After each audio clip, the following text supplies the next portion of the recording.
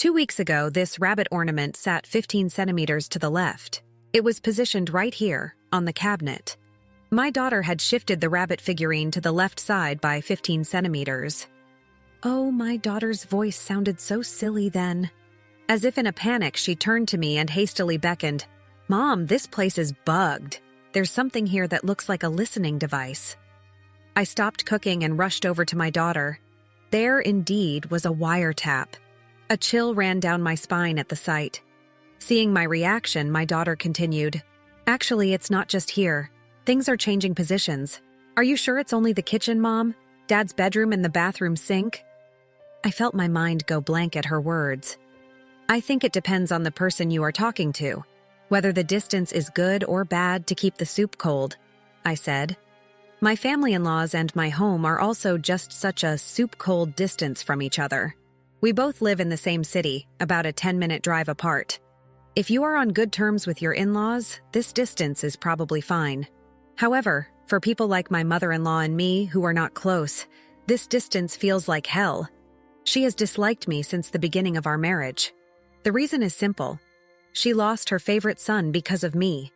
If she hates me, she should just leave me alone. But that is not the case. She often visits my house, bringing me things, probably to pry into my home because she is only 10 minutes away. Most of them are impositions of things we don't want, like expired milk, stew dishes of unknown origin, and so on. My daughter is already in high school, but when my mother-in-law brought me a musty blanket with stains from a hero show saying, "My son used to use it and it came out of the closet, so let your child use it," I think my face was drawn back in shame. I couldn't stop getting goosebumps just thinking about how many years it had been in the closet and how many tens of thousands of ticks were on this blanket. It was routine for her to push things I didn't want into the house without permission, to walk around the house, and to make each thing difficult before leaving. "Do you clean this place properly? There's just pork and chicken in the fridge. You have to make sure Thurman eats beef." By the way, Thurman is my husband. It was a stressful time for me to say "I understand," or to just humor him appropriately while doing the housework. When I told my husband about it, he always apologized to me with an apologetic look on his face. "I'm sorry about my mom. I told her we didn't want it." "It's okay, it's not your fault, Thurman," I'd say. I wished she'd leave me alone. I was still saved by the fact that my husband was completely on my side. She would often bring me things that I didn't need as if she were harassing me. But sometimes she would bring me things that I needed. For example, before going to bed, my husband would tell me, "This month will be tough because we need to get some stuff." Then the next day, the doorbell rings and she says, "Here, this is for Thurman. I just happened to get a refund from our insurance." "Listen, I've told you many times, it's for Thurman. If Thurman doesn't call me, I'll think you stole it," she'd say. And she would give me $10,000. On another occasion, when my husband said to me, "My towels are pretty worn out," she rang the doorbell about 3 days later and brought a cardboard box full of brand new towels. "I got this as a prize at the bingo game," she'd say. As expected, this had been happening several times since we were newlyweds. So one day I felt uncomfortable and asked her about it. "I was wondering why sometimes you give me things that we need," I said. When I said this, she huffed and laughed in a pompous manner and said condescendingly, "I'm kind of special. I've always had that gift. When I give something to someone, it's something they need right now. It's like when I hold something in my hand, I know where the person who needs it is going. Maybe it's what's called a sixth sense. Well, I guess it's a feeling that my uncaring wife wouldn't understand. Is she sick and dying if she doesn't say something sarcastic?" Despite her grand words, I didn't trust her ability, since it was 80% unnecessary things and 20% necessary things. And I thought I would be lucky if I hit it. Speaking of abilities, my only daughter, 16-year-old Tessie, has quite an interesting ability. When she was only 4 years old, she memorized and copied from memory a list of letters that I had shown her only once. I thought she might be a genius and took her to a specialist. The diagnosis I received was absolute memory. It is now called camera eye or something like that. She can instantly memorize what she has seen once. It was said that she had the ability like a camera. We were both momentarily excited to be told that she was a genius. However, the teacher there made a reluctant remark. It's really hard for a child to have this ability. People forget 60% of the events of the day, but a child with this ability remembers everything. It's tough not to forget, and because of their ability, they tend to expect too much. It can also be hard to communicate. I can't meddle in family matters, but if it's okay with your parents, please let them raise her as a normal child, respecting her wishes rather than expecting too much of her. Enjoying the story so far? Show your support by liking and subscribing to our channel. Now let's dive back into the story. The doctor's kind words made my husband and I nod our heads in agreement, ashamed that we had been so excited even for a moment. My daughter remembers what she sees once. She remembers almost everything she hears once. She remembers even the slightest expression or movement of a person in detail. Since she became a high school student, she has received almost perfect scores in the national mock examinations and was even invited by a foreign university that had heard rumors about her. However, because of this ability, she has been suspected of cheating and of being dishonest in many other things. So, she has only negative feelings about her ability. Therefore, she has no intention of using her ability, which can be a wonderful thing depending on how it is used, and is attending a local public high school and spending a leisurely life with her friends. As a parent, if she is fine with it, it's fine. One day it was Sunday. My husband was relaxing and watching TV, and I was about to cook dinner. In the evening, my daughter, who was playing with her friends, came home and said to me, "Hey, there's something that's been bothering me." "What is it?" I answered her question while making dinner. You change the position of your things a lot, don't you?" "What?" I nodded my head as she pointed out an action I didn't remember. "I don't think I do that much because of my lazy nature. The only time I move furniture and small objects to clean is when I do the year-end cleaning. Of course, I do something as simple as dusting with a brush." If it was my daughter's turn to shake her head at me, "I've been thinking since I can remember, to be exact, every 2 weeks or so, you change the position of something a little bit, about 10 centimeters, right? Does that mean anything to you?" I asked my daughter with a dubious look on my face, as I had no recollection of this at all. "Does it? I didn't move it only when I did the year-end clean. Tell me what's different about it." When I asked her that, she strode toward a cabinet in the living room. She pointed to a rabbit figurine on top of it. "This is this rabbit figurine. 2 weeks ago, it was 15 centimeters to the left. It's around here." Then she shifted the rabbit figurine 15 centimeters to the left. "Oh!" my daughter shouted in a hushed voice. Then, as if in a panic, she turned to me and hastily beckoned me over. "Mom, there's something here like a bug." "What?" I had goosebumps. My husband, who had been watching TV in the back of the house, heard the commotion and came up to us to see what was going on. When the three of us peeked in, we found a small wiretap installed there. It was a small bug about the size of a fat thumb. The red light was on, indicating that it was firmly activated. I pointed at it with a trembling hand and asked my husband, "Hey, did you set this up?" "What?" my husband shouted in a crazy voice. I was relieved to see that my husband was not the culprit, but then fear rushed over me. If it wasn't my husband, then who was it? "But it's a wiretap, isn't it? Hey, why is it here?" My husband's face turned pale, and a chill ran down everyone's spine. And then my daughter spoke up gravely. "You know, it's not the only place where things have changed position over the last 2 weeks. Are you sure?" My husband and my voices harmonized perfectly. "So where the heck else would that be?" My daughter pulled my husband and me away, saying, "Come here a minute." We all had cold hands, and you could tell we were nervous. "The second one is here." She pointed to the coffee machine in the cupboard. "It has been moved about 10 centimeters to the right." My husband and I both cleared our throats as if determined. My husband put his hand on the coffee maker and moved it 10 centimeters to the left. Oh my God. It was then that I learned for the first time that when we feel fear, our throats do the clearing. There unmistakably was a wiretap of the same type as before. "And then in your bedrooms and the bathroom," my daughter said with a stiff look on her face.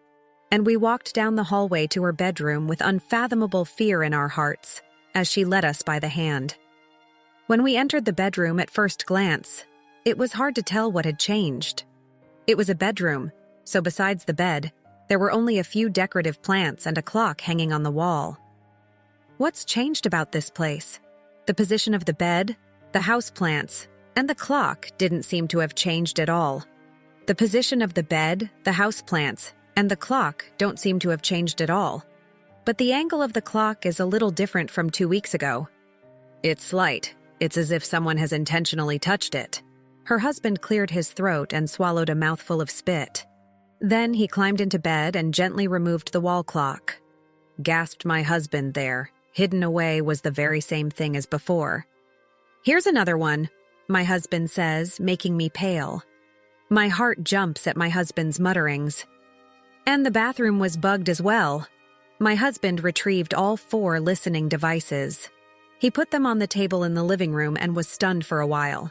But then he came to his senses and stood up and said, "And anyway, call the police." I said, "Yeah, right." With trembling hands, I operated my phone and immediately called the police to inform them that the house had been bugged. I was relieved when they replied that they would be right there. However, an inexpressible sense of dread was still clinging to me. Who in the world would do this, and for what purpose? For the time being, we sat on the sofa snuggled together as a family and waited for the police to arrive. It had only been a few minutes since we called the police, but the wait felt like hours. After a while, the intercom rang with a ding-dong, and our family stood up as if we had been played. Finally, the police must have arrived, but the person on the intercom camera was not the police but my mother-in-law. "Oh, hi. Can you let me in for a minute?" She came suddenly, smiling as she said so, holding a paper bag in her hand. She seemed to have brought me something again. To be honest, it was nothing but a nuisance at such a busy time of the day. "Hey, I'm actually in a great deal of trouble right now," I said as she opened the door, imploring me to leave, but she quickly stepped in and forced her way into the house. "Oh no, wait!" I watched her slink into the house without hearing me stop her, with a dark feeling. "What's the big deal?" she asked as we walked down the hallway to the living room, where my husband and daughter were waiting. "I think someone has bugged our house and we don't know who did it, so it's kind of creepy." My husband and daughter looked back at me as I opened the living room door, really wishing they would leave. What's going on? It's already late night." It had already been about an hour since we had found the first bug in the evening, and it was nighttime outside. "I heard you found some kind of bug or something," she says, taking out of a paper bag a hammer made of iron. "What?" My husband and my daughter's eyes are on point. What is she saying? "Hey, why are you bringing that thing?" my husband says in a trembling voice. "I told you, didn't I? I know what people need. You'd have to destroy such a thing as a wiretap, wouldn't you? I thought you might need this." "Well, that was good timing." Saying this, she, holding the hammer, was completely horrified, her eyes not smiling.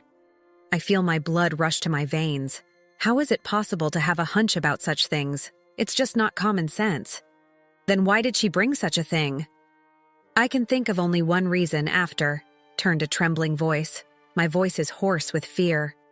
"Could it be you who planted this bug in my room?" She only smiled once in reply to my question, but did not reply properly. Her smile seemed to be an affirmation, and I felt goosebumps rise on my skin. Of course, my hands and feet are cold. This is not something a normal person would do. "So, how did you ever give our family what we needed from time to time?" my daughter blurts out next to me. And I realize, yes, that's right. She has certainly given us things we needed in our home many times in between unnecessary things and garbage. But all of those times were when I mentioned what I needed. And the fact that it was from the beginning of our honeymoon means that it was bugged from the beginning of our honeymoon. That meant that my mother-in-law knew everything that was going on in the house from the beginning of our marriage. I'm horrified. I had goosebumps all over my body again. The daughter mumbles something, and the husband looks at his mother as if she were a ghost. Seeing us, she grinned for a moment and raised the hammer. "If you say you don't feel good, I'll break it for you." "No, no." She was just making up some excuse like that, trying to destroy the evidence. That's when I realized this and screamed, "What was that screaming? What are you doing?" Voices echoed throughout the living room, and several police officers came rushing into the room, blocking the movements of her who was holding a hammer. She rolls her eyes at the sudden appearance of these strong men, desperately resisting. However, no matter how many hammers they held, she was helpless in front of the trained police. "What the heck is wrong with you people? Get off me! Let go of me!" She was yelling and raging as if she had changed. My daughter and I held each other's hands tightly and watched the bizarre scene in front of us with bated breath. "Please don't let go. That's the person who planted the bug," my husband loudly complained. And in no time at all, the police had completely blocked her movements. Then, a group of people called the forensic team rushed to the scene, and everyone's fingerprints were well. While waiting for the results, we sat on the couch under police surveillance. Of course, our family kept our distance from her. "I didn't do it. It was all made up by this woman." She, who had regained her composure by that time, looked blue and told such a lie without a care in the world. He was restless, fidgeting with his left thumb, clutching it with his right hand. "What proof do you have that I planted the idea? You always had what I needed at the right time, didn't you? That was because you were listening in on our conversations, wasn't it? I told you that I have a hunch, that's all. Do you have any proof that I brought you what you said you wanted?" I couldn't help but get angry at her, who was still pretending not to know. There is indeed no evidence of a wiretap unless it is recorded. The fact that she was so brazen about it suggests that she didn't record what she was eavesdropping on. My daughter, who was watching her, opened her mouth and said this: "Since the beginning of this year, on January 29th, my dad mentioned that he wanted a light-down comforter. 2 days later, on January 31st, Grandma came over and left the comforter. On April 2nd, Dad told Mom, 'There's a hole in my pants.' Then, on April 3rd, Grandma brought a pair of men's pants." Everybody looked at her with open mouths. "Of course I remember bringing those things, but I still don't remember the exact date." My daughter glared at her grandmother with cold eyes, as if she were trying to get her to do something. It was a glare that clearly showed her disgust. "If you don't mind, with my memories since I noticed, I can testify to all the dates my dad said he wanted something and the dates my grandmother brought it. Now that I'm slowly remembering and thinking about it, all the things my dad said he wanted or needed, Grandma only brought them to him. It's so clear to know that you only love him, you know, Grandma. My memory is certified by the doctor at the hospital, so that's proof enough." "What's this? You're as disgusting as ever." Her face turned blue. But what stuck with me was the way she said, "as ever." "What is it you said? As ever?" I asked her with a sense of disgust. Then she gave me a look that made me feel sick from the bottom of my heart. "That's disgusting. I can't believe she remembers everything." My daughter did not hide her ill feelings toward her grandma. "You've always hated me, haven't you? I've never received anything I've asked for.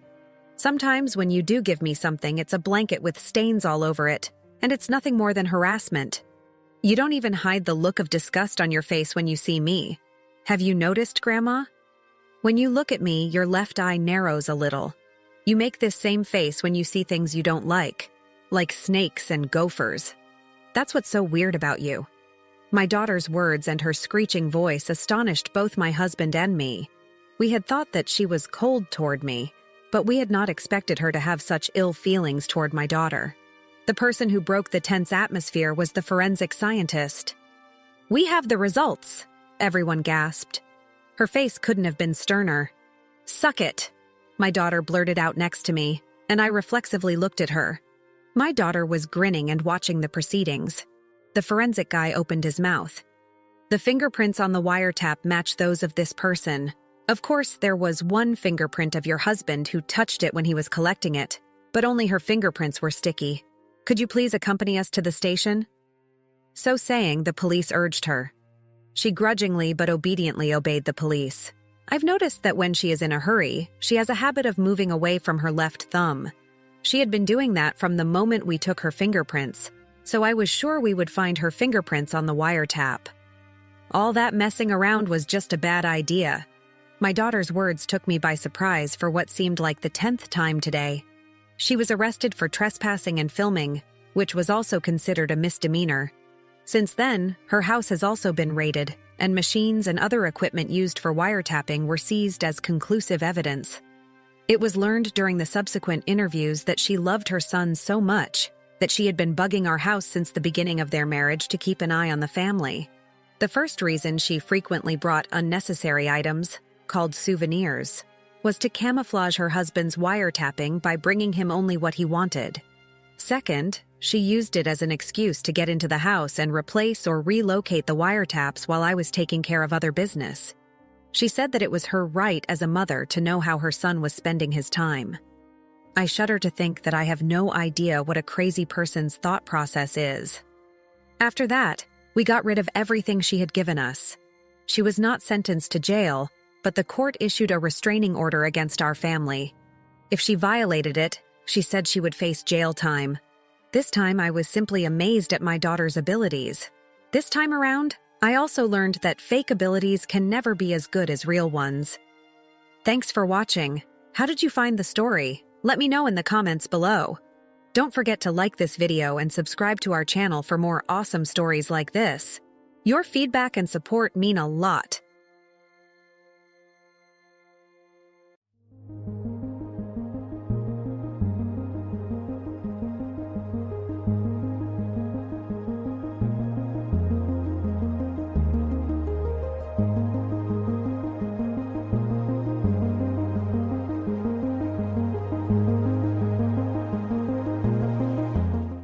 Alright, everyone's presentations are done. Nick, the manager, said as he tried to move the discussion forward. Excuse me, I haven't. I recently found out something. Nick interrupted me and began to speak. There's apparently someone in this department who didn't graduate high school and is just a part-timer. Meetings should be for employees only. Absolutely right. His lackey, Mike, of course, agreed with Nick. I'm leaving. After leaving the meeting room, I started to shut down my computer. I noticed that an email had arrived, not in my personal inbox, but in the company's shared email. Thinking, there's no point in speaking up, no one will listen, I went home quietly. The next day, I heard a commotion from Nick's desk. He was staring at his computer screen, his face pale. Nick? Is something wrong? Mike looked at the screen with him. And he turned even paler than Nick. Why is he so angry? Knowing the reason for Mike's distress, I thought to myself, serves them right. My name is Adam. My mother passed away when I was in the 9th grade, and I was raised by my father.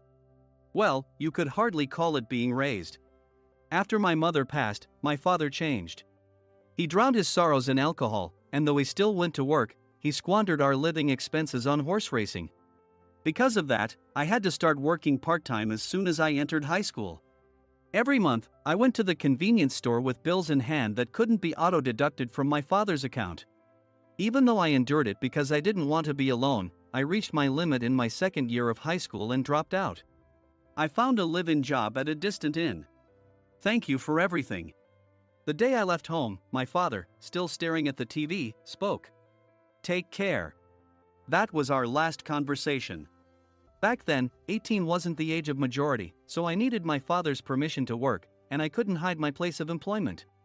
Yet, my father never visited me even once. I kept working just to survive, and before I knew it, I was 42. Years of hard work paid off, and I was transferred to the headquarters. I was thrilled to be recognized by the company, as I thought I'd be working in the field until retirement due to my lack of formal education. Listen up.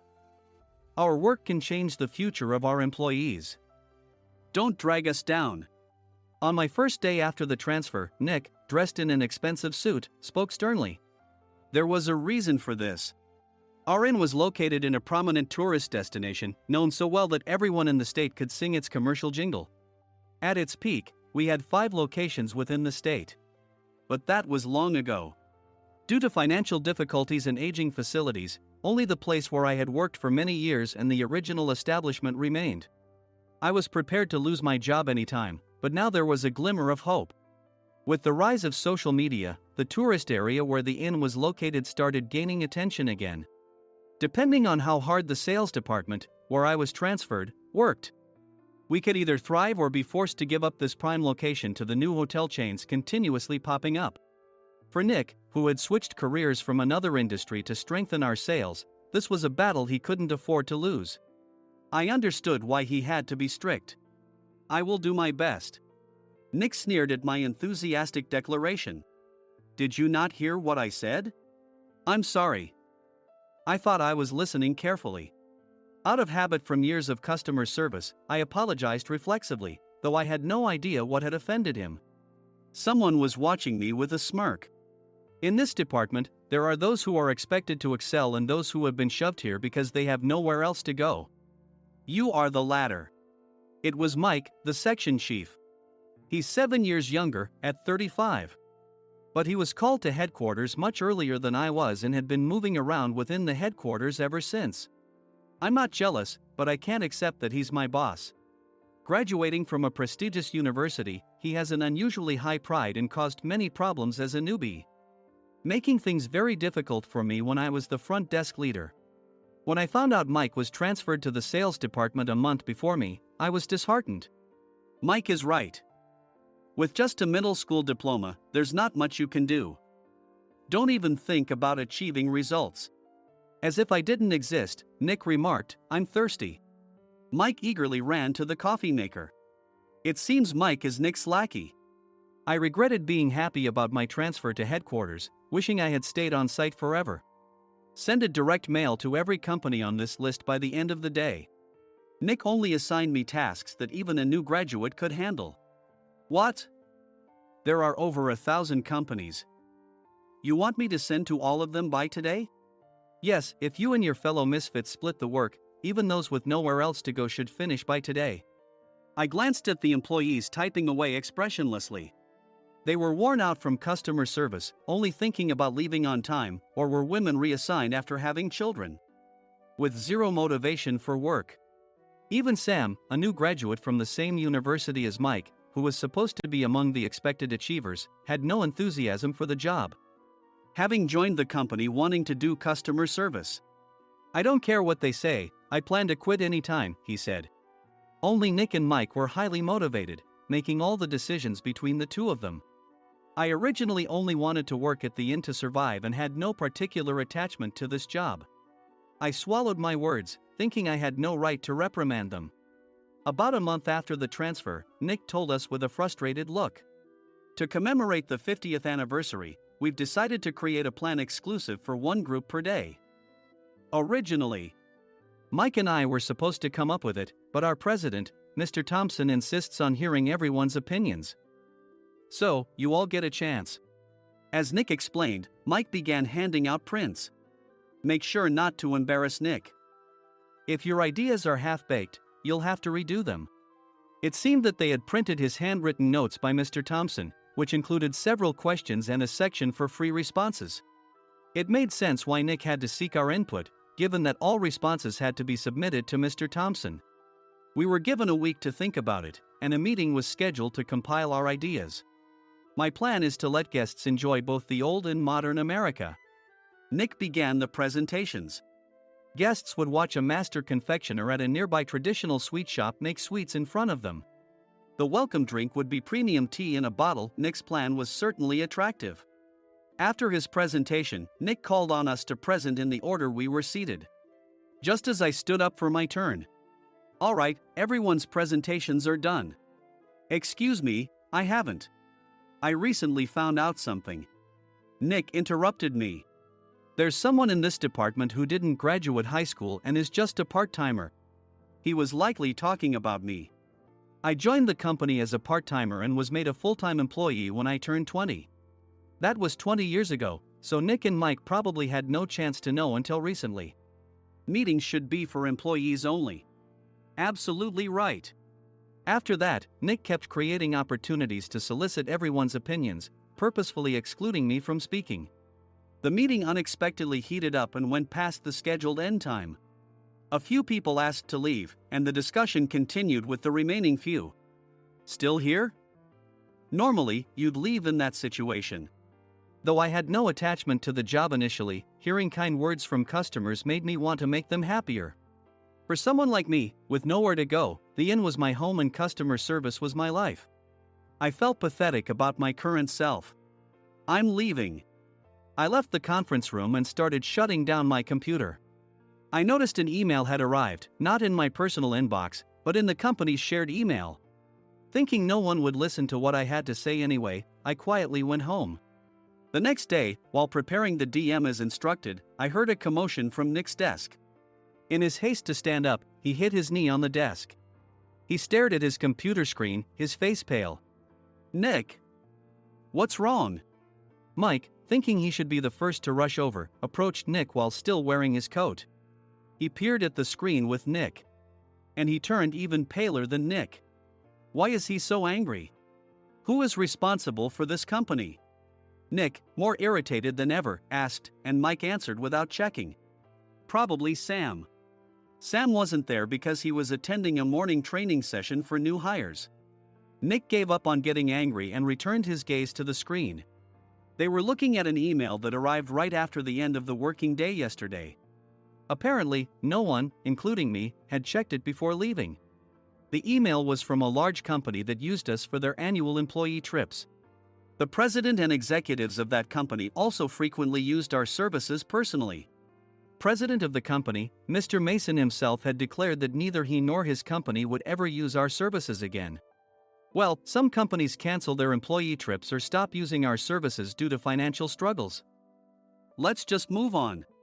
Mike kept wiping the sweat from his forehead with a handkerchief. Knowing why Mike was so agitated, I quietly watched their interaction. Do you know how much revenue we get from that company? We can find other guests to fill the rooms, but we'll lose the banquet costs, gift shop revenue, rental car fees, and more. Moreover, the gifts were supposed to be prepared by the traditional confectionery shop involved in Nick's proposed plan. If it's known that we incurred such a huge loss at this critical time, Nick's position in the company would be jeopardized. Nick took a deep breath, seemingly trying to calm himself. All right, Mike. Go to New York right now and apologize to Mr. Mason. What? You're coming with me, right? I have urgent work to do. I trust you, which is why I'm entrusting this to you. Please. Mike, believing Nick's sincerity, agreed with a determined look on his face, saying, yes. That's Nick for you. Even if Mike went to apologize, Nick would shift all the blame onto him if the client didn't change their mind. Well, it was Mike's fault to begin with, so it served him right. About 3 hours later, Sam answered a call from somewhere and repeatedly apologized, saying, I'm very sorry. Everyone watched to see what was happening. After ending the call, he informed Nick with a weary tone. When Mike arrived at the client's company, he only made things worse, further infuriating Mr. Mason. He was demanding, get his boss here immediately. It was no wonder Sam was exhausted, dealing with such a call right after returning from training. What is that idiot doing? All right, Adam, you're coming with me. If sacrificing Mike didn't work, then I must be next. Normally, I'd want to refuse at all costs, but I saw an opportunity in this situation. If I can be of assistance, I'd be happy to join you. I obediently followed Nick, and we flew to New York. When we introduced ourselves at the reception, it became clear how serious the situation was, as the receptionist personally escorted us to the president's office. Angry voices leaked through the door, making both Nick and me uneasy. Excuse me. I'm Nick, the supervisor. I understand my subordinate has caused you trouble, and I deeply apologize. Nick, with his experience in the corporate world, knew enough to offer an apology before excuses. However, his customer service skills left much to be desired. I sighed as I saw Mike trembling like a small dog in the corner of the room. What kind of training are you giving your subordinates? Mr. Mason glared at Nick with a red face. The intensity of his gaze made even Nick take a step back. Regrettably, I joined this company only 2 years ago and was unaware of Mike's issues. I should have identified his shortcomings sooner. Indeed. I should have realized sooner. No sensible person would come to apologize and then give a lengthy presentation on the drawbacks of not using their inn. Nick froze, his mouth slightly open. Suspecting the worst, I picked up the documents that had fallen to the floor. It seemed Mike hastily prepared these documents on the plane, listing the disadvantages. Disadvantage 1, if you change the venue for the company trip, employees might suspect it's for cost-cutting reasons, leading to a negative impression. Reading it aloud half-jokingly, Nick snatched the papers from my hand and checked the contents with a furious expression. Among the stack of documents was a receipt from a nearby convenience store's copy machine. I felt a pang of dread, hoping he hadn't shown the receipt as well. What do you think he said when I asked what kind of nerve he had to do this? I'm very sorry. Faced with the dire situation, Nick must have thought there was nothing left to do but apologize. In a voice smaller than I'd ever heard from him, he uttered words of apology. He said, "I'm a Harvard graduate. I don't believe I said anything wrong." Mike! What have you done? Forgetting his plan to pin the blame on Mike, Nick yelled loudly, even in front of Mr. Mason. "I didn't do anything wrong." "You're still saying that? Look at him." Mike pointed at me with a shaking hand. "I was assigned to headquarters in my 20s and now I'm a section chief. This guy only made it to headquarters at 42. Everything I've done proves I was right. So why are we losing the contract?" Having said his piece, Mike collapsed to the floor. "Of course. You were sent there because you had nowhere else to go." Mike never expected to hear such words from someone he looked down upon. He lunged at me, and Nick hurriedly stepped in to stop him. "Mr. Thompson told me Mike is a quick thinker, and to take good care of him." There's no way he was pushed aside. "Don't make things worse here." "He didn't say quick thinker, he said only quick-witted, didn't he?" I don't remember that part." I recalled the many troubles Mike caused when he was a newbie. When Mike was on the front line, his pride was so high that he never apologized to customers. Customer service, especially in our job, doesn't work alone. It brings both good and bad situations. If the front staff or housekeepers made mistakes, or the cleaning company didn't properly clean a room, one had to apologize to the customers regardless of personal fault. Mike, in such situations, would never apologize, insisting he wasn't at fault. This often angered customers, and as the front desk leader, I frequently had to apologize on his behalf. He caused complaints and disrupted operations, which is why he was quickly moved to headquarters. In departments where he didn't interact directly with customers, his quick thinking was beneficial and things went well. But it seemed his flaws were starting to show. Corporate reservations are supposed to be entered into the system by the sales representative. But a quick check yesterday revealed that more than 10 items were missing from the client's reservation. The handover document clearly stated what needed to be prepared. Why didn't you enter it into the system? Why do we have to give them special treatment? Filling rooms near the banquet hall, setting up all the food in advance. Specifying the brand of wine, they're too demanding. No wonder he always angered customers, I thought, feeling a headache coming on. Grouping them in rooms near the banquet hall is for our benefit too. It makes it easier for the staff to set up beds and serve breakfast since everyone's schedule is synchronized. As for the other requests, Mr. Mason suggested them to lighten our load. I didn't know that. Nick finally seemed to realize that Mike was the one who had angered the client. What did you say to them? I just told them we wouldn't give them special treatment anymore. We shouldn't waste effort on things that don't bring in money. I was utterly exasperated at his lack of understanding of customer service. Of course, we shouldn't comply with unreasonable demands. But carrying over successful practices from past stays makes customers feel remembered and enhances their experience. Good memories encourage repeat visits. That's part of our job. I looked down at Mike, who was sitting on the floor. In our job, nothing is a waste. Mr. Thompson likely moved you to the sales department, hoping you'd finally understand this. How do you think he feels now that you've failed to meet his expectations? Mike, tears in his eyes, fled the president's office. I was amazed he still hadn't apologized. You have it tough, Adam. It's okay, we're all employees of the same company. I deeply apologize for this disrespectful incident. Especially after all the care you've shown us. If it weren't for you, Adam, I really would have stopped staying here. When I heard you were moving to the sales department, I was willing to reconsider if you handled it.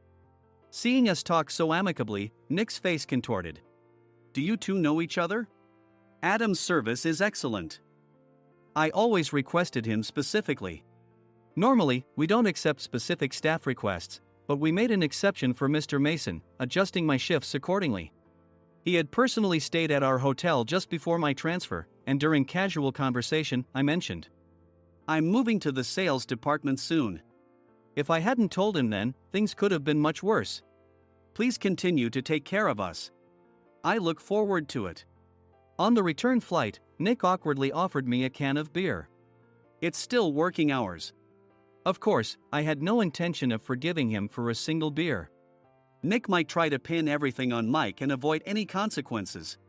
While pondering this, a startling fact came to light. "Nick, the tea bottles for the plan have arrived." I handed Nick a bottle labeled with our inn's name. "They look good." "What are you talking about?" "These are plastic bottles. I had assumed we would use the trendy, high-end bottling tea. But what arrived were ordinary plastic bottles of tea with customized labels. The only unique aspect was the label, which had the inn's name, making it look customized. Upon further investigation, I discovered that a substantial amount of money was set to be paid to the tea company. It was priced like bottling tea. Does this plastic bottle really cost $100 each? The tea inside is specially blended for us. The extra cost is for that. Wouldn't it be better to use another tea company? Or is there a specific reason we must use this one? As Nick continued to make excuses, I showed him a printed email. I informed the tea company's president, Mr. Mitchell, that we discovered irregular payments and he confessed. He said you two were high school classmates and planned to split the extra money. That idiot. Why did he confess? That's not important. You should worry about yourself, this could turn into a police matter. Opening the bottle cap, I suggested. How about calming down with this tea? It supposedly has a relaxing effect. Nick drank the tea frantically. In the following days, decisions were made about their fates. Mike was reassigned to the General Affairs Department, with no chance of transfer or promotion, as per Mr. Thompson's orders. As for Nick, since the payment to the tea company hadn't yet been made, he narrowly avoided legal trouble. Instead, he was encouraged to leave the company, and to avoid further complications, Nick submitted his resignation. Rumor has it that connections between HR departments have made it difficult for him to find new employment. Even though it was good to have those two gone, something unexpected happened in the sales department. Everyone became motivated and united in refining the 50th anniversary plan. In the end, my plan was adopted. We collaborated with the Tourist Information Center to provide personalized guides. The plan, tailored to the number of guests, was truly special for the 50th anniversary. "Hey, is Adam's family coming to stay?" I immediately booked that special plan for my family. Sam noticed it on the reservation list and quickly picked up on it. "Yes, I'm inviting my father." "That's great. I might invite my parents too." I lacked the courage to face my father just as Adam. But here, with the confidence Mr. Mason praised, I felt ready. The 50th anniversary plan was a perfect opportunity to reconnect with my father. I hoped to bring back the days when we could laugh together as we once did.